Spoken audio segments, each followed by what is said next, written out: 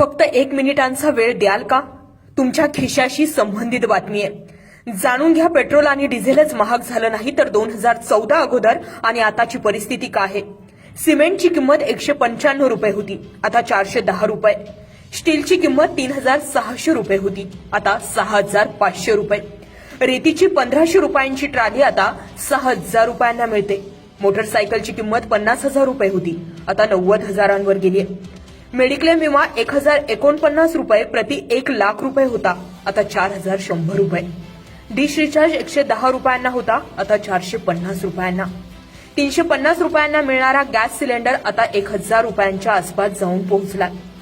Gas subsidy 250 रुपये होती, आता 0 रुपये म्हणजे काहीच नाही.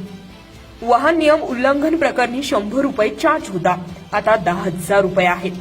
60 वर्षात एकट्या देशावर कर्ज होतं 55,000 करोड रुपये, आता आहे 1,08,000 करोड रुपये.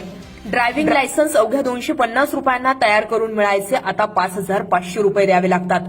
घरगुती बंदुकांचे नूतनीकरण 1,000 रुपयांमध्ये होत होते, आता 6,000 रुपये लागतात. आधी 40 करोड लोक दारिद्र्य रेषेखाली होते, आता 80 करोड लोकसंख्या दारिद्र्य रेषेखाली गेली आहे. रेल्वे प्लॅटफॉर्म तिकीट 5 रुपये होता, आता 50 रुपये आहे. रॉकेल 20 रुपये प्रति लिटर होते, आता 60 रुपये प्रति लिटर आहे आणि आता ते मिळणं सुद्धा बंद झालंय. आधी मोबाईल इन्कमिंग फ्री होते, आता चालू ठेवण्यासाठी 79 रुपये प्रति महिना द्यावा लागतोय. एटीएम मधून पैसे काढण्यासाठी चार्ज 0 रुपये होता, आता 3 पेक्षा जास्त वेळा काढल्यास प्रत्येक वेळी 105 रुपये चार्ज पडतो. जीडीपी अधिक 11% होता, आता -24% आहे. बेरोजगारी दर 2% होता, आता 22%पेक्षाही जास्त आहे. 7 वर्ष झाले आहेत.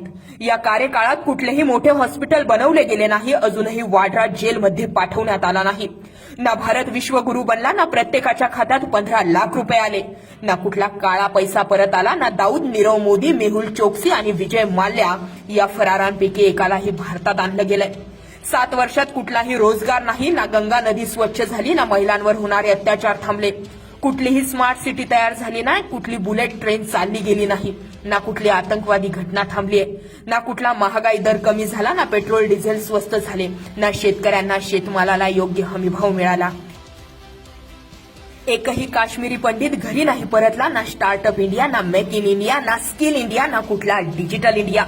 आता तरी विचार करा, कारण आता झळ आपल्या खिशाला पोहोचते. मोदी, नेहरू, गांधी यांच्याशी आम्हाला काहीही घेणं देणं नाही. आम्हाला फरक पडतो तो आमच्या खिशाला पोहोचणाऱ्या झळीबद्दल.